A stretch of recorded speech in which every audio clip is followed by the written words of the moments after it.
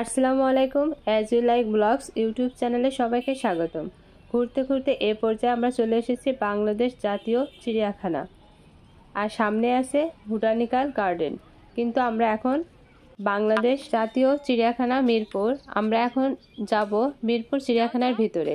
আপনারা যখন ঘুরতে আসবেন অবশ্যই সময় হাতে করে নিয়ে আসবেন। আর আপনারা বোটানিক্যাল গার্ডেনে যাবেন, সেখানে অনেক প্রকারের গাছগাছালি দেখতে পাবেন। এখন আমরা মিরপুর চিড়িয়াখানায় যে এরিয়ায় পাখি আছে সেখানে আমরা চলে এসেছি। মেন গেট ঢুকেই সামনে আসলেই প্রথমে আপনাদের চোখে পড়বে এই যে সুন্দর পাখি। এখানে অনেক প্রকারের পাখি আছে। সব পাখির নাম আপনি নাও জানতে পারেন, কিন্তু সুন্দরভাবে বোর্ডে সমস্ত পাখির নাম দেওয়া আছে। এ পর্যায়ে আমরা এখন যাচ্ছি বনের রাজা সিংহ আর বাঘমামার কাছে। দিনটি ছিল শুক্রবার, আর যারা নামাজ পড়তে চান ছেলেদের জন্য মসজিদ এবং মেয়েদের জন্য মসজিদে নামাজের জায়গা আছে। এখন আমরা চলে এসেছি বনের রাজা সিংহর কাছে। তো এসে দেখি এই যে সিংহ সাহেব আমাকে দেখে সে স্যালুট দিল এবং সে দাঁড়িয়ে আছে। আমি ক্যামেরা নিয়ে তার একটি সুন্দর শ্যুট করলাম এবং তার কেশর দেখুন কত সুন্দর কেশর। আর সে পায়চারি করছে, কারণ সে অনেক বেশি খাওয়া দাওয়া হয়ে গেছে। এজন্য সে একবার সামনে একবার পিছনের দিকে আপ ডাউন করছে, সে স্থির ছিল না।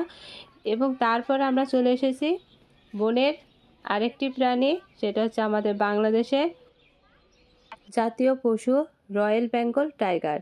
এখানে দুটি স্ত্রী বাঘ ছিল, একটির নাম ছিল জুই এবং অন্যটির নাম ছিল জবা। এরপর পাশে অন্য একটি খাঁচা, আর এই খাঁচার ভিতরে আছে ভাল্লুক। আর ভাল্লুকেরও একই অবস্থা, সে এক জায়গায় স্থির না, সে একবার সামনে আর একবার পিছনের দিকে আপ ডাউন করছিল।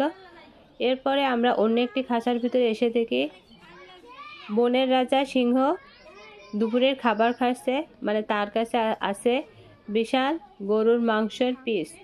সে হাড়গুলো চিবিয়ে চিবিয়ে খাচ্ছে দেখুন, আর মাংস তৃপ্তি সহকারে খাচ্ছে।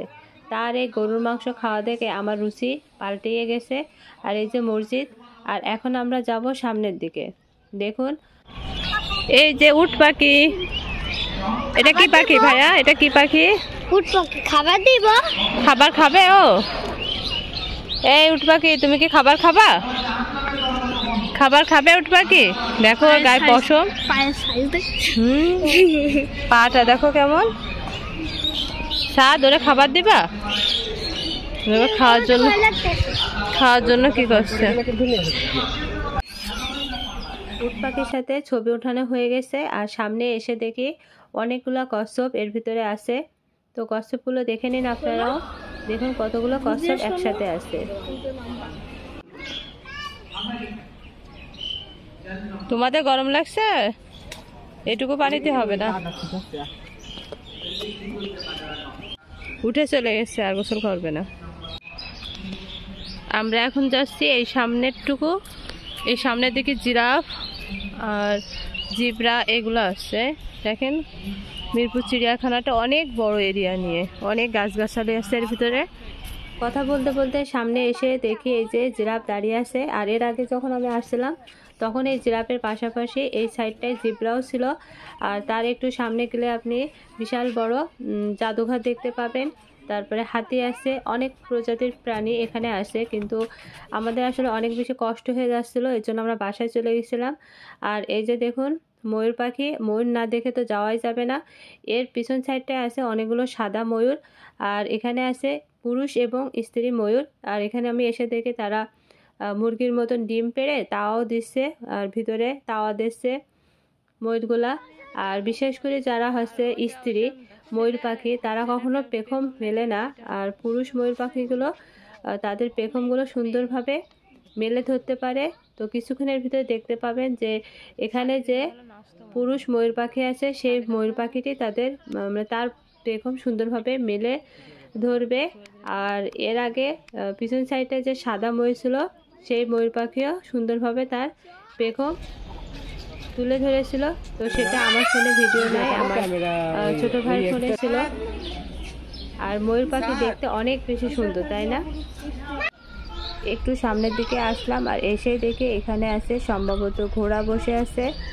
দূর থেকে অতটা ভালো বোঝা যাচ্ছে না। আর এখানে আছে দুটা মহিষ বসে আছে, আর সামনে একটা পুকুর মতন আছে, এর ভিতরে দেখুন অনেকগুলো জলহস্তি একসাথে পানিতে ডুব দিয়ে আছে। আর এখানে দেখুন কুমির, আর একটু পরে দেখতে পাবেন সারপ্রাইজ একটি জিনিস, সেটা হচ্ছে ময়ূর পাখি। দেখুন ময়ূর পাখি তার পেখম সুন্দরভাবে মিলিয়ে ধরে রেখেছে। আর আমি আগে জানতাম না যে শুধুমাত্র পুরুষ ময়ূর পাখি পেখম মেলাতে পারে আর স্ত্রী ময়ূর পাখি পেখম মেলাতে পারে না। তো দেখুন পুরুষ ময়ূর পাখি স্ত্রী ময়ূর পাখির সামনে কত সুন্দর করে তার সৌন্দর্য তুলে ধরেছে। আজ এই পর্যন্তই, এখন আমরা বাড়িতে চলে যাব। সবাইকে ধন্যবাদ। আর এই যে ফুটপাতের থেকে এই ধরনের আইসক্রিম কেউ কিনবেন না, খুবই বাজে একটি আইসক্রিম। আর অবশ্যই as you like blogs YouTube চ্যানেলের সাথেই থাকবে। বেশি বেশি করে লাইক, কমেন্ট, শেয়ার দিতে যেন ভুল করবেন না। আজ এই পর্যন্তই, সবাই ভালো থাকবেন, সুস্থ থাকবেন। আল্লাহ হাফেজ।